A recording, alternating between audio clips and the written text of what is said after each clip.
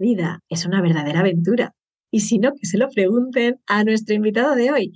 Que no me digas cómo o dime cómo, porque eso es lo que le voy a preguntar. ¿Cómo ha conseguido tener tantas experiencias a día de hoy? Es un hombre que ha recorrido medio mundo y que con esas experiencias luego ha escrito libros, algunos de ellos muy premiados. De hecho, se ha llevado algunos de los más prestigiosos, como por ejemplo el premio Espasa Alfonso X el Sabio o el premio Urano de Crecimiento Personal y Salud Natural.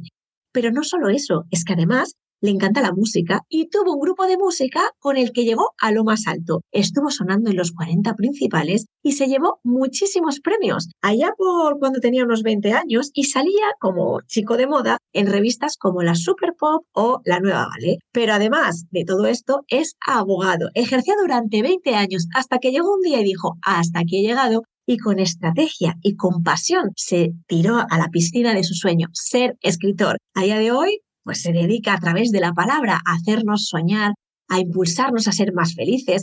Y es que él de felicidad sabe un rato. De hecho, dirige un programa en la Universidad de UNIR precisamente para inspirar a las empresas a implementar la felicidad en los sitios de trabajo, porque de esta manera no solo conseguiremos profesionales más felices, sino también aumentar la rentabilidad. Vamos, que tengo una persona la mar de interesante, un valiente en mayúsculas, un aventurero y un súper disfrutón. Dale al play, no te lo pierdas, te va a fascinar como lo hizo a mí cuando le conocí por primera vez. Andrés Pascual. Bienvenidos a Mundo de Valientes, el podcast de Ami Bondía para impulsar tu mentalidad boom y pasar a la acción. Porque desde tu esencia, tenacidad y foco, los sueños se pueden cumplir. Contigo, Ami Bondía. Bueno, querido Andrés, bienvenido a este podcast Mundo de Valientes. Una persona con una energía maravillosa que yo desde que te conocí, desde que supe de ti, ya me caíste bien. Y cuando te conocí en persona, muchísimo mejor. Además, eres una persona que yo creo que eres un disfrutor y que tienes una vida hecha a tu medida, lo que a ti te gusta. Vas exprimiendo cada segundo. Así que para mí es una alegría y un honor tenerte, un valiente como tú. Bienvenido, Andrés Pascual. Gracias por aceptar de nuevo esta invitación, porque sabes que yo cuando tengo un proyecto de entrevistas, ahí te quiero. Muchas gracias, Andrés. Y tanto, ¿no? Muchísimas gracias a ti por la confianza, por esa sonrisa perpetua. Y dices bien, ¿eh? O sea, muchas veces me dicen, eres muy disfrutón, eres muy optimista. Y digo, no, optimista no, vitalista, ¿no? Que es distinto, es esa necesidad casi, ese afán por aprovechar cada instante, que bueno, pues es lo que nos impulsa al siguiente instante y al siguiente, dándonos cuenta de que solo tenemos este de ahora. Cuando te conocí dije, este es de los míos, porque también vibro, ¿no? con esa energía vitalista, como comentas. Muchos te hemos leído, te hemos escuchado en conferencias, te hemos bailado, que ya hablaremos de eso, también eres músico. Pero por si hay alguien despistado, ¿quién es Andrés Pascual y cuál es su misión en la vida? Toma castaña. Wow. Sí, tanto, ¿no? Con esto tendríamos no para un ratito, sino para muchos ratitos, porque al final somos la persona que somos en este momento, o sea, no estamos obligados a ser la persona que éramos hace 5 minutos y eso es una maravilla, ¿no? Que nos podemos permitir el ir evolucionando y también tomar conciencia de que somos seres maravillosamente inacabados que venimos a este mundo para completarnos con aquellos que nos acompañan por el camino de la vida, como en el caso en este momento contigo, ¿no? Y bueno, entonces podría decir quién soy ahora. Ahora soy una persona feliz, de verdad. No es porque me dedique a la felicidad profesionalmente, anda que no es chulo eso, dedicarte a la felicidad profesionalmente, sino porque he alcanzado pues un nivel de, sobre todo de serenidad y de plenitud en el sentido más sencillo o más simple, porque es más simple que sencillo, porque las cosas son difíciles, pero a veces son simples, ¿no? Que es, bueno, pues estar haciendo lo que considero que tengo que hacer en este momento e irme a la cama sin demasiadas preocupaciones, ni sin demasiadas culpas, ni visiones de futuro, qué sé yo, ¿no? Entonces, cuando vives este instante y te das cuenta de que estás en el sitio en el que tienes que estar, pues bueno, alcanzas también esta luz interior que quizás sea la que se transmite un poquito para afuera y cuando hablamos de la energía de alguien. Lo que te quería preguntar también es que muchas veces somos el resultado de lo que vivimos, de alguna manera, ¿no? De nuestra propia historia. Y tú eres nacido en La Rioja, eres abogado, estuviste ejerciendo la abogacía. Eso es, a mí había quien me decía, ¿eres abogado? Y yo decía, no, yo trabajo de abogado. O sea, Bueno, ya dices mucho, ¿eh? Claro, porque yo tenía amigos que eran abogados y ellos se sentían que eran abogados. Yo trabajé muchos años, pero como bien sabes, al mismo tiempo hacía otras cosas. Primero, pues hice mucha música, como hemos hablado alguna vez, y luego, pues ya hace muchos años que empecé con mi vida paralela literaria, ¿no? Tenía una doble vida, las dos confesables, pero una doble vida al final. Y yo trabajaba de abogado, o sea, yo era consciente de que era algo temporal, ¿no? Cuando empecé, yo adoraba a mi abuelo, él era abogado, entonces empecé a trabajar en su despacho, seguí su camino, pero siempre había sabido que era algo temporal, ¿no? Que yo necesitaba labrarme otro camino. Lo que pasa es que, también me tomé tiempo, muchas veces, pues la ansiedad también nos cierra puertas o ventanas por las que asomarnos, y en ese sentido sí que lo llevé bien, porque ejercí un montón de años. Pero llegó un día que dije, va a llegar el momento, ¿no? de echar el cierre, y lo cierto es que me dolió poco, no como un desprecio a lo que había hecho, porque sí que me encantaba trabajar con los clientes, el día a día, las relaciones personales, que al final un despacho de abogados es emociones, emociones, emociones, ¿no? Pero sí que supe que había llegado el momento de dar un paso más y seguir persiguiendo aquello que amaba, que era escribir y comunicar. ¿Pero y te costó? ¿O fue fácil porque lo estabas ahí como cocinando a fuego lento desde los comienzos? Porque de llevar 20 años ejerciendo, tenías tu despacho que iba muy bien. ¿Cómo? ¿Fue fácil? ¿Fue un plan estratégico? Fácil no es nunca, como digo, porque siempre que queremos algo en la vida nos pide algo a cambio. O sea, el sacrificio, pues hemos de entenderlo no como dolor, sino como amor, ¿no? Entrega absoluta a algo, pero cuando hablamos de sacrificio tenemos que dejar algo por el camino. Entonces yo sí que tenía una cartera de clientes que me había costado muchos años construir, y una seguridad económica que la gente decía, wow, ¿y qué vas a hacer ahora, no? Con todo lo que ganas. Digo, con todo lo que gano, lo que me gustaría hacer es dedicarme a escribir más ratos y estar más tiempo con mi mujer, con mis amigos, que es lo que puedo hacer sin trabajar, ¿no? Directamente. Entonces, no fue fácil, pero sí que fue, has dicho bien, un plan estratégicamente diseñado. O sea, yo hubo un momento en el que dije, sé que quiero ser escritor, sé que quiero que este sea el pilar de mi vida, porque al final las conferencias, pues estás escribiendo también, ¿no? Desde cualquier tipo de comunicación que volquemos a través de un micrófono, de una pantalla, estás escribiendo constantemente. Pues yo quiero ser escritor, pero tampoco me voy a lanzar a la piscina sin saber si está llena, y publiqué mi primera novela, y luego publiqué, siendo abogado, 5 libros más, que me pedían mucho a cambio, sobre todo pues pasar muchas horas encerrado y llegar del despacho a casa, y automáticamente ya, fíjate lo que te digo, conectaba, ahora tengo un Mac que se enciende en un momento y encima no hace ruido y todas esas cosas, pero entonces tenía un ordenador que le costaba unos minutos encenderse, y yo llegaba a casa con el abrigo del despacho, le daba on y me iba a cambiar, a quitar el abrigo, a lavar, al baño, lo que fuera, para cuando llegara al ordenador ya ponerme directamente y no perder ni esos 3 minutos que le costaba encenderse. No fue sencillo, pero sí que estaba comprometido con mi propósito, de forma que cuando tienes un propósito claro en la vida, el otro día o en otro podcast lo hablabas con Pilar Jerico, pues te sirve de motor, es imparable, ¿no? Esa energía que tienes que nunca se acaba, y también te sirve de faro, o sea, te sirve para ir acomodando las cosas en el día a día, para saber cómo puedes dar el siguiente paso adelante, que es el importante, ¿no? Porque se te lleva a 2 más y esos 2 te llevan a 4 más. Yo creo que es muy interesante esta experiencia que nos has contado de ese sueño que fue pensado, que fuiste viendo cómo la piscina se iba llenando de agua antes de tirarte a ella, porque muchas veces la gente renuncia a los sueños porque dice, no, es que yo ya soy muy mayor, es que yo ya pues tomé este camino y ahora esto es para la gente joven, la que todavía no. Pero te das cuenta de que normalmente los grandes soñadores que cumplen los sueños son aquellas personas que, como tú bien estás diciendo, poquito a poco, con a veces un sobreesfuerzo, porque está claro que no fue fácil estar ejerciendo de abogado y a la vez escribiendo esos libros, ¿no? Que llegaste a publicar 5, creo que has dicho, ¿no? No creo que fuera fácil, pero te permitió ver, ir labrándote ese camino para que llegara un momento que casi de forma natural ya tenías un nuevo camino abierto. Sí, así es. Yo creo que hay 2 claves para alcanzar tus metas, vamos a decirlo, tus sueños, a todo nivel, ¿eh? O sea, no me refiero a hacerte rico ni esas cosas, sino forjarte cualquier tipo de meta vital, o, como digo, un propósito superior a ti mismo, ir a por el, que son pasión y perseverancia.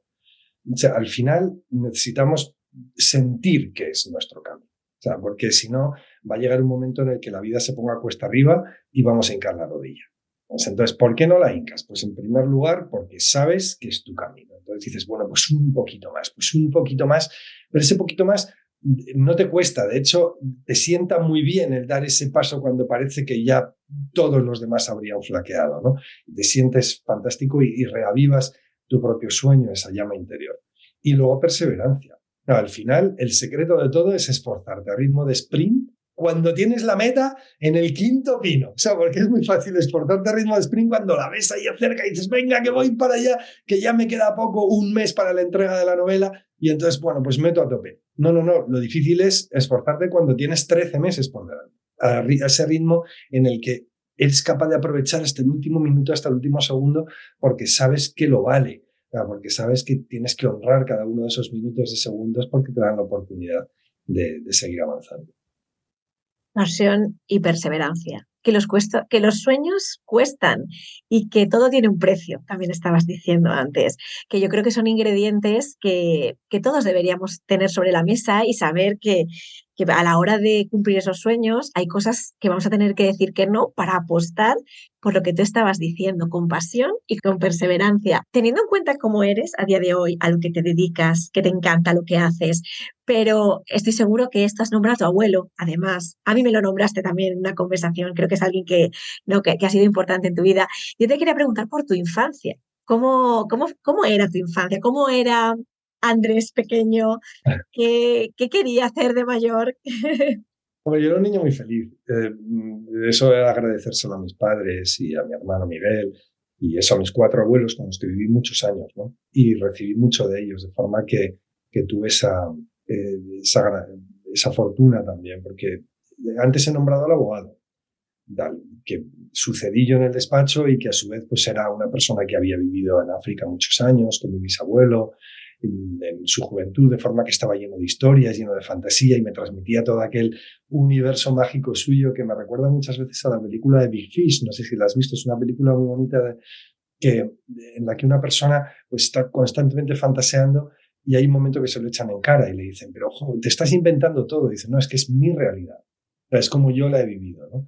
Y de forma que el abuelo pues, nos transmitía aquella realidad suya. Y el otro abuelo, mi abuelo Andrés, escribía libros de ortografía. Se llamaban Mis Dictados, se estuvieron publicando en España, qué sé yo, pues igual 40 años. Y vendió millones de ejemplares de aquellos que había para primero, segundo, tercero, cuarto, quinto y sexto. Y se llamaban los de pequeños dictaditos y los de mayores Mis Dictados. De forma que ahí tenía también toda la avalancha de palabras, ¿no? O sea, ¿qué destino podía tener yo con esa avalancha de palabras y con toda aquella fuente de fantasía también del otro abuelo? Entonces, siempre están muy presentes en mi vida, al igual que lo han estado mis padres, siempre muy cerca y abrazándome pues cualquier locura. O sea, porque eso, pues yo hice mucha música, pues yo he tenido, bueno, pues me he forjado metas inverosímiles y muchas de las cuales han llegado a buen puerto, ¿no? De forma también inverosímil. Pero bueno, entonces mi infancia fue muy feliz. Lo que sí que era, pues un poco, y sigo siendo, pues muy organizado y, bueno, pues eso que me llevo, ¿no? Porque soy con esta mente dispersa y creativa y siempre, pues viendo estrellas en cualquier lado, pues necesitas estar también con los pies en el suelo. Entonces yo eso lo consigo a base de rutinas. Con los pies en el suelo y la mirada en el cielo, dicen. Desde luego eres un ejemplo. Tienes unos genes maravillosos que has hecho ahí un mix de aventuras, de viajes, de escritura. Pero ¿y la música? Porque ya ha salido este tema, a mí me encanta. Tuviste un grupo, si no me equivoco, que se llamaba 14 de septiembre, ¿no? 14 de septiembre, que fichasteis por Sony, que estuvisteis sonando en los 40 principales, actuasteis en Televisión Española y en lugares como la Expo, etcétera, etcétera. ¿Cómo se vive el éxito a esa edad? Que creo que tendrías como 20, ahí más o menos, estabas en la carrera, ¿no? Y pues hombre, eso sí que era difícil. Eso sí que era difícil de digerir y yo tuve la fortuna de tener gente cerca que me acompañó y en concreto Cristina, mi mujer, que fíjate, han pasado 30 y esto estamos hablando del 91, cuando yo grabé los discos potentes y el 92 y hacíamos las giras y todo eso. O sea que han pasado 31 años, pero ya estábamos juntos. Y era mi tabla de salvación, o sea, porque la que me daba pues esa paz y sobre todo pues esa mirada serena a cómo tenían que ser las cosas, ¿no? Entonces yo creo que si no me volví majara o algo bastante peor, ¿no? Fue gracias a ella. Pero sí, yo empecé a tocar el piano de crío con 7 años, hice solfeo, armonía y 6 años de piano. Bueno, me paré en sexto, no llegué a examinarme. Y que fue cuando yo llegué a Pamplona a estudiar primero de Derecho. Entonces, a la primera semana, nada más llegar, monté un grupo de pop con unos amigos que conocía en clase. Claro, la noticia en casa te puedes imaginar. Llegas ahí a la Universidad de Navarra, que si la privada, todo eso, y 7 días después digo, monta un grupo de pop, voy a dejar el piano clásico y me voy a dedicar a esto. ¿Qué? ¿No? Entonces, bueno, yo dije, yo me comprometo a probar al año. Venga, de verdad que es mi pasión, que es que lo he visto, que quiero hacerlo. Y yo lo que os prometo es que voy a sacar la carrera al año. Y de hecho la saqué al año, aun cuando luego de ese grupo pasé a 14 de septiembre, que era el grupo de rock con el cual grabé los discos para la Sony, que fuimos eso, por un grupo de revelación de Radio 3 y tuvimos premios y giras importantes. Y así fue un cortito, pero muy intenso. Y incluso los 2 años en cuarto y quinto que yo estaba grabando y de gira con 40, con el Super 1 y todas estas historias, aprobé la carrera, porque sí, claro, lo había prometido en primero, ¿no? De forma que bueno, pues eso es a lo que me refería antes. ¿Fue fácil? No, fue sacrificado muchísimo, porque yo me iba a estudiar, a tocar y a los conciertos y a hacer los playbacks en televisión con tapones, para luego, en lugar de irme para ir de juerga, irme al hotel a estudiar. Claro, entonces fue duro muchísimo, pero fue doloroso, no, porque era el sacrificarme por algo en lo que creía, por algo que amaba, ¿no? De forma que este es el mensaje que si nos está escuchando algún niño, niña, adolescente, pues que quede clarísimo que tenemos que encomendarnos a aquellas cosas que amamos, y el mundo de valientes que da nombre a este podcast maravilloso. ¿Qué es la valentía al final? Pues es el ser capaz de apostar por lo que queremos, por aquellas cosas que amamos, con esa pasión, pero sobre todo con esa perseverancia, caiga quien caiga. Luego, todas las anécdotas que nos estás contando, algunas, porque tienes tantas, pero al final, desde bien pequeño, esa disciplina, ¿no? Qué fuerza de voluntad, porque lo que nos estás contando de la música es que me parece increíble. Yo estoy de clases a gente joven también y me parece muy complicado en esa edad, y más cuando te están dando la oportunidad de vivir esa experiencia con los conciertos, conociendo a tanta gente, y tú ponerte a estudiar. Aparte, esto me acuerdo que me lo contaste un día que quedamos a comer y yo estaba alucinada, digo, porque era, o sea, realmente esa fuerza interior que hay que sacarla, que yo creo que tú lo has dicho, cuando uno está conectado, ¿no? Con su propósito, que está donde tiene que estar, las sacas, ¿no? Porque es ahí, pero de todas maneras creo que también, tu ADN de alguna manera lo tiene ahí. Y me gustaría, antes de cerrar el tema de la música, ¿qué es lo que más te gustó y lo que menos de esta experiencia rock and rollera, de Happy Rock, que decíamos, que me diste el titular cuando te propuse esta entrevista? Happy Rock. A mí me dio pena que me cogiera tan joven, claro, porque con 20 o 21 años estás sin hacer. Entonces ahora estoy disfrutando muchísimo más los 13 libros que he publicado, cada uno porque los disfrutas sin ansiedad, sin la necesidad. Fíjate, yo fuimos número 6 de 40 principales con un tema y estábamos obsesionados con ser el uno. Entonces, era como el síndrome todo el rato de la medalla de plata, ¿no? O sea, que hay uno por delante, sin darte cuenta de que teníamos millones de personas por detrás, ¿no? Entonces, esta ansiedad constante y este vivir proyectados en lo siguiente, pues restó un poquito de magia a la aventura. Pero bueno, luego lo mejor, pues muchísimas cosas, porque hombre, yo me iba a estudiar, pero no cabe duda que también disfrutaba, y de repente decías, como estoy aquí en la Expo, me acuerdo en Sevilla, pues tocando en la Plaza Sony, que montó Televisión Española, allí un viernes a las 10 de la noche con Ramón García presentándome, 6 millones de personas que te estaban viendo, porque era otra época, no había 500.000 plataformas, la gente veía la 1, la 2 y la 3, cuando salíamos ¿cómo era la 3? Se llamaba Ponte las pilas, o en la 5 que había la quinta marcha, que eran programas que íbamos a hacer playbacks, y entonces, claro, es ser consciente que estábamos acariciando algo, bueno, pues que estaba al alcance de muy pocas personas, ¿no? Entonces, bueno, ahí, como te decía, lo importante es tener compañeros de viaje que realmente te aporten y que realmente te quieran, o sea, y que quieran lo mejor para ti, porque es cuando te recuerdan, como aquella persona tras ti, eres mortal, que no se te vaya mucho la olla, sabes que que sales en el Superpop y en el Vale, pero sale cualquier pringao ahí, ¿no? O sea, sí, y entonces, Oh, pues hay que volver. tampoco hay que quitarse mérito, ¿eh? No, pero quiero decirte que al final, Sí, bueno, relativizar. claro, efectivamente, y ser conscientes de que, bueno, pues que nuestra grandeza está en lo que damos a las personas que nos acompañan en cualquier circunstancia, en las buenas, en las malas y en las regulares. No sé. Al final, fíjate, echar la vista atrás cuesta, porque intentas revisitar momentos en los que eras una persona distinta, que es lo que decíamos al principio. Y el otro día encontré unas cintas que las llevé aquí en Madrid a una tienda que convierten cintas de VHS y de beta pues eso, en digital, con unas actuaciones, pero sobre todo una que había como retazos de grabaciones nuestras, de ensayos y así. Decía, madre mía. Pero bueno. Pero es muy bonito también, porque al final somos la historia también que nos contamos de nosotros mismos. Si te lo cuentas desde qué bien lo he pasado, qué experiencias he tenido, tu sensación es de mi paso, si la vida, no puede ser así, pero si se acabara ahora mismo, tener la sensación de que has disfrutado, yo creo que eso no tiene precio.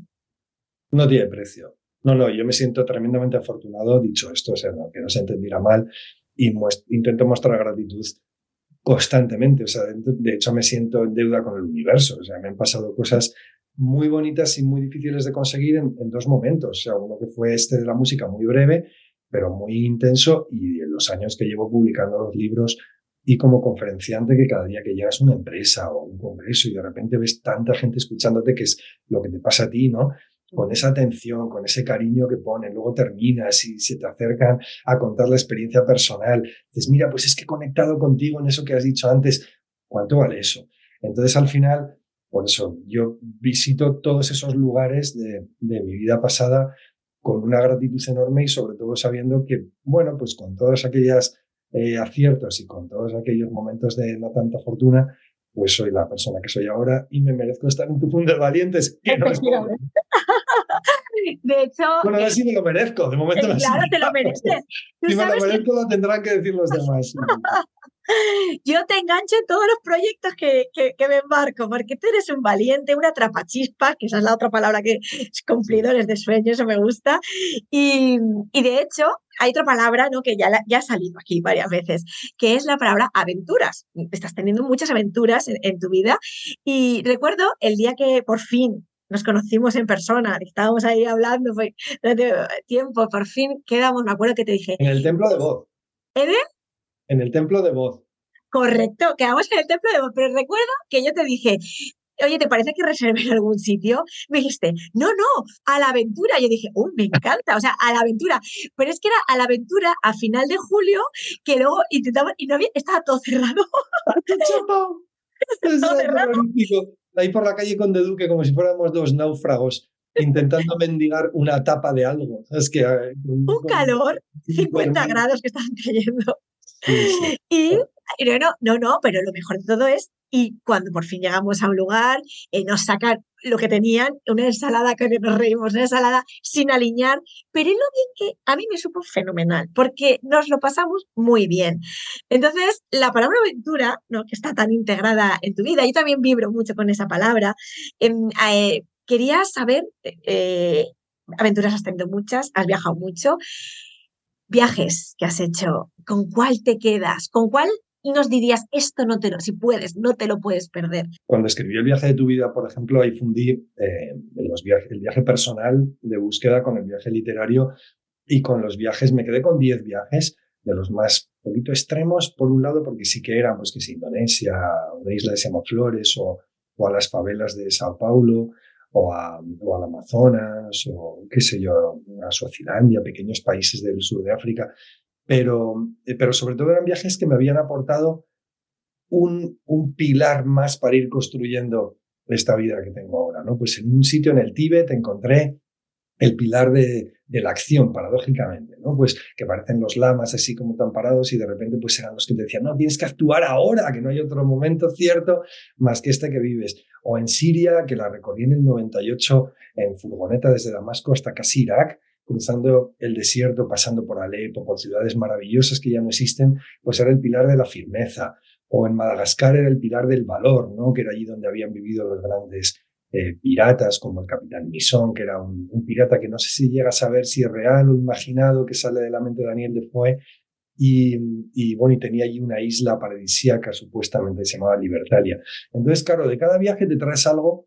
En aquel libro, pues yo escogí 10, pero de los 60 países seguro que podría escoger 60 enseñanzas, ¿no? Antes hablabas, por ejemplo, de esa fuerza interior. Pues mira, hace un par de años, creo que fue 3, me fui a Finlandia por aquello de que, joder, siempre son los más felices del mundo, pues voy a ver qué hay en este país, ¿sabes? Pues como yo que tengo el máster, el programa executivo de felicidad, digo, pues tengo que haber estado en Finlandia. Y entonces me fui allí y me trajo una enseñanza que allí la llaman sisu, que es su fuerza interior, que es dar ese paso cuando parece que la vida ya se ha puesto tan cuesta arriba que no puedes dar uno más, ¿no? Y sí, había un tío llamado Veikka Gustafsson, que era el primer finlandés que subió al Everest, que decía, los obstáculos más grandes están entre tus orejas, ¿no? Y decía, si no fuera por el sisu, por esa fuerza interior, ahora yo estaría hablándote en ruso, porque en referencia a la guerra que tuvieron en su momento contra este país también. Entonces, bueno, de cada país traes algo, pero sobre todo aventura es cada paso del camino. O sea, es pues marcharte por un país que a mí me encanta. O sea, nunca he hecho muchas locuras, a ver, hasta cierto punto. O sea, si ves que la cosa te está mandando algún tipo de señal, fuera. Pero hasta el que llega la señal, pues venga, vamos para adelante, ¿no? Entonces, y porque, bueno, pues eso me llena de una energía para luego vivir aventuras en la vida cotidiana. O sea, porque es donde más tenemos posibilidad de vivirlas y cuando más nos cerramos debajo de esos círculos o de esos escudos protectores, ¿no? De forma que, bueno, quedarme con una es difícil. Ya te he dicho algunas así. Bueno, Como me encanta. Pero entonces, ¿a dónde me tengo que ir yo? O sea, ¿cuál es el sitio que tú dices, esto no te lo pierdas? ¿Qué me recomiendas? Pues no lo sé. A mí, fíjate, por ejemplo, de bonito y de impresionante me encantó Etiopía. Etiopía es una pasada de país, porque lo solemos, y también para romper prejuicios, porque lo solemos identificar con la parte de arriba de Eritrea, que es estos secarrales desafortunadamente, pues todas las hambrunas que hubo, y Etiopía es un país verde, verde, verde, verde, con colinas, con montañitas, pues con castillos en lo alto de unos emperadores que vivían ahí en los tiempos del Rey Sol, que se llamaban Negus, ¿no? Y sobre todo iglesias excavadas en la roca o con los muros pintados con la Biblia, porque son tremendamente religiosos. Entonces, Etiopía es un país fascinante. Luego en el sur, en las tribus del río Omo, pues encuentras a los Mursis, los que tienen las hiperdilataciones, aunque esto te lo encuentras también en Malasaña, o sea, tampoco es ya una novedad, pero bueno, digamos que vienen de allá. Y bueno, Etiopía es precioso, pero me dices, pues ahora, por ejemplo, estoy en Indonesia recientemente trabajando, porque estuve allí formando en un hotel a una Chief Happiness Officer, a una gestora de felicidad. Fíjate que no está mal, marcharte allí No está unos nada días mal. a currar, o he estado también dando unas conferencias en Viena, que no había estado nunca. Quiero decir que el exotismo se lleva adentro, es una forma de vivir también, de asomarte detrás de cualquier esquina con sorpresa, con fascinación y sobre todo sin miedo. Ojo, como digo, no se trata de no tener miedo pues a 4 kinkis que te vienen con machetes, pero si en ese caso mejor te vas, ¿no? Pero lanzarnos sin miedo a lo que vayamos a descubrir, me refiero, ¿no? Porque muchas veces tenemos esos miedos por miedo a lo que vamos a descubrir de nosotros mismos. Qué bueno Entonces, pues me eso. mantengo en este círculo de confort famoso para no descubrir cosas mías, ¿no? Porque aquí ya me tengo controladito. Viajar como una manera de conocernos, ¿no? De relacionarnos con los demás, de bajar los prejuicios, como estabas contando. Nos abre la mente para vivir de una manera más feliz, ¿no? O más sacarle todo el provecho. Lo Eso que es. comentabas de cuando vives como una aventura, con esa mirada de aprendizaje constante, al final te pasa, pues como le pasa a Andrés, que lo miráis y dices, esta persona es feliz. O sea, no necesito ni escucharle. Cuando le escuchas ya sabes que se confirma la teoría, pero entiendo que todo parte de todas esas experiencias que están dentro de ti, que a día de hoy compartes en tus conferencias, en tus libros, y de hecho ahora me quiero ir ya un poquito a lo que, bueno, ya haces mucho de lo que sigues, de lo que hemos estado comentando, pero tus libros hablan mucho de bienestar, también a nivel empresarial, tienes de aventuras, porque yo me he leído de todo, pero a nivel empresarial, por ejemplo, tienes tu último libro, El líder de bienestar, y lideras el programa de la UNIR de tema también de la felicidad. ¿Cómo trabajamos en nuestro día a día para ser un poquito más felices cada momento? Pues mira, dándonos cuenta, por dar un tip inicial, de que la plenitud o la excelencia, por irnos a terminología habitual en el mundo corporativo, está en los 5 próximos minutos y en los 5 próximos detalles. O sea, al final, el bienestar se genera no con un gran presupuesto de Google para hacer ahí una movida de mindfulness en los 580.000 trabajadores, sino pues aprendiendo pequeñas rutinas en las que acabo de estar un par de horas, miro para allá, pues a la ventana de estar trabajando, pues eres capaz como líder que eres de tomarte 2 minutos para mirar por la ventana y buscar formas en las nubes, ¿no? Dices, pues algo tan aparentemente naif, te vacía el cerebro de basura emocional, pues te da capacidad para llenarlo de nuevas cosas, de nuevas soluciones para los problemas de siempre, para los nuevos problemas también. Entonces, al final es creer en el poder de las pequeñas acciones, ¿no? Y luego, pues si ya profundizamos más en ese libro, por ejemplo, El líder del bienestar, yo propongo 10 habilidades para generar bienestar en los demás, en los equipos, no solo para directores de felicidad, sino para cualquier líder, para cualquier persona que tiene un compañero de equipo, ¿no? O 100 o 1000. Pero es que todas esas habilidades valen también para ti mismo, porque el liderazgo más importante es el autoliderazgo. O sea, todo comienza aquí. Para brillar por fuera, tenemos que brillar por dentro. Para ser líderes carismáticos, tenemos que estar convencidos de nuestro propio yo, de nuestro propio lugar en el mundo, en la empresa, etcétera, manteniendo ese bienestar físico, emocional y social, que es la tridimensionalidad que yo trabajo. Muy recomendable. Líder del bienestar tanto para las empresas, que necesitamos que se cuiden a los trabajadores para despertar el talento, la productividad y también, como estaba diciendo Andrés, ¿no? Porque al final tenemos que aprender a liderarnos y ahí nos da unas claves maravillosas. Aparte, de una manera sencilla, en lo cotidiano, ¿no? Que al final parece que nos vamos a grandes cosas cuando en el día a día, si le ponemos conciencia, podemos avanzar y hacer grandes cosas. Andrés, tenemos siempre en estos episodios, estos programas, tenemos la pregunta de un valiente. En este caso, se llama Goretti, una valiente. Ella es psicóloga especializada en recursos humanos y te lanza la siguiente pregunta. Hola, Ami, y encantada de saludarte, Andrés. En primer lugar, quiero darte las gracias, Ami, por permitirme participar hoy de este podcast de Mundo de Valientes, en el que estáis hablando de un tema que considero esencial en el mundo laboral actual y, por qué no, en el mundo en general. Me encanta que seas tú, Ami, junto con Andrés, quien hable hoy de este tema, porque no se me ocurre persona mejor para hacerlo. Tú eres en ti misma, con tu forma de ser y de hacer las cosas, pura felicidad. Y no puedes evitar contagiarla a aquellos que tenemos la suerte de compartir experiencias contigo. Así que, de nuevo, gracias a mí. Y hablando de felicidad, como psicóloga organizacional y consultora de recursos humanos, la verdad es que he sido testigo de la gran influencia que tiene la felicidad del trabajo en aspectos como la gestión del talento, el desempeño, el compromiso y la satisfacción laboral. Por eso me gustaría preguntarte, Andrés, por tu experiencia, ¿cómo has observado que la promoción de la felicidad en el trabajo puede transformar no solo el ambiente laboral, sino también la gestión del talento y el éxito general de una empresa? ¿Crees que la felicidad laboral puede ser un motor de cambio en la manera en la que las organizaciones abordan el desempeño y la fidelización del talento? Muchas gracias por tu respuesta. Sí y sí. Mira, en primer lugar, tenemos que darnos cuenta de que no es el éxito el que lleva a la felicidad, es la felicidad la que conduce al éxito, personal y corporativo, además, ¿no? Y está claro que no es fácil, como decíamos antes, pero sí es simple y sí que hay una serie de claves, una serie de palancas que acciona para conseguir esa felicidad en los equipos, en la organización entera y luego para proyectarla más allá en el entorno que te acoge por aquello del propósito corporativo que nos forzamos siempre mirando más allá para conseguir las metas de más acá. Entonces, está acreditadísimo, si no, yo no tendría un programa de felicidad organizacional universitario que científicamente está probado. Los números de la felicidad son bestiales en cuanto a la caída del absentismo, a la caída de las bajas, sobre todo por la reducción enorme del estrés que se genera en los trabajadores felices, pero también en cuanto a la retención del talento, el aumento de la productividad, el aumento de la creatividad. Por ejemplo, hablas de productividad. Pues, ¿qué tanto por ciento vamos a ganar? Pues puede decirte la Universidad de Warwick, pues un 20%.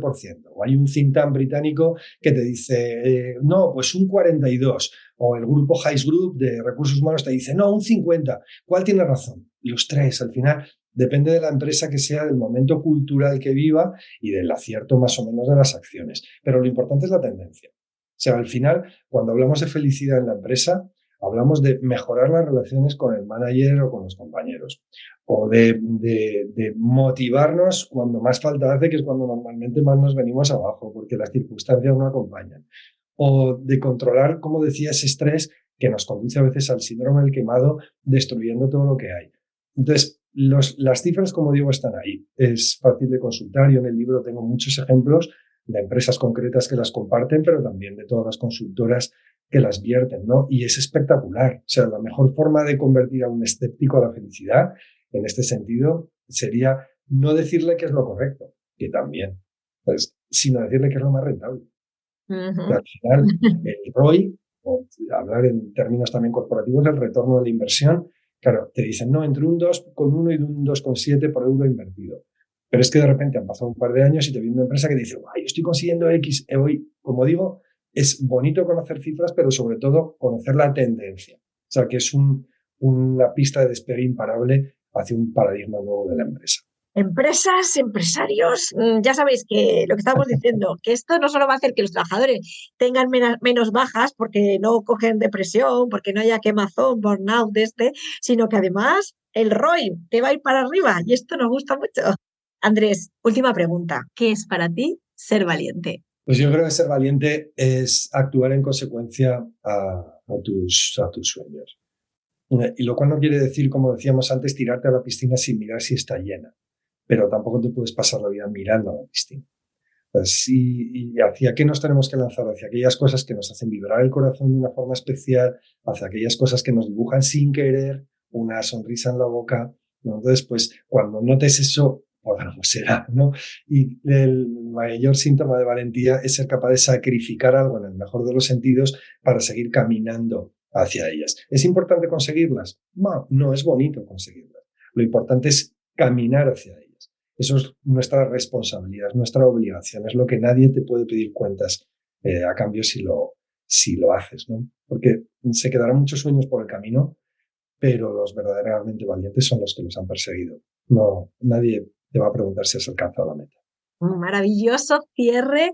Nos llevamos tantas cosas, desde pasión, perseverancia, disciplina, el poder de las pequeñas acciones, ese viaje a Etiopía que hay que descubrirla para quitarse los miedos internos, para los prejuicios que desaparezcan y, en definitiva, para acostarnos a dormir bien felices, ¿no? Sin muertos en el armario, como hablábamos al principio, que al final eso es la felicidad, algo en lo que tú eres un gran experto y estás transformando el mundo de las organizaciones y de las personas a nivel individual. Andrés, muchísimas gracias.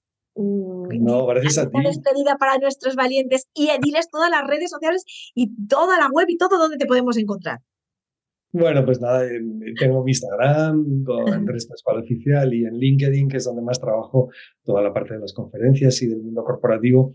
Pero bueno, sobre todo me podéis encontrar, espero, por la calle o en alguna charla o en cualquier bar, ¿no? Para darnos un abrazote enorme, que es el mismo que te mando a ti por haberme aguantado. O sea, me estoy dando cuenta de que hemos hecho una entrevista súper loca, te he hablado de cosas de aquí y allá, que nos escucha y dirá, pero este tío, ¿de dónde ha salido, no? Fíjate, eso es lo que nos gusta. Claro, tú que eres experta en marca personal, le digas a la gente, no, concéntrate en una línea de comunicación y sobre todo tal. Y entonces, ¿cuál es mi línea? De repente es el desvarío total. Pero bueno. Yo como marca personal siempre digo que lo que nos hace diferentes es sacar nuestra esencia. Y eso eres tú, todo lo que has comentado hoy. Nada, muchísimas gracias por revisarla conmigo y sobre todo por darme ánimos para seguir. Es una maravilla tenerte cerca.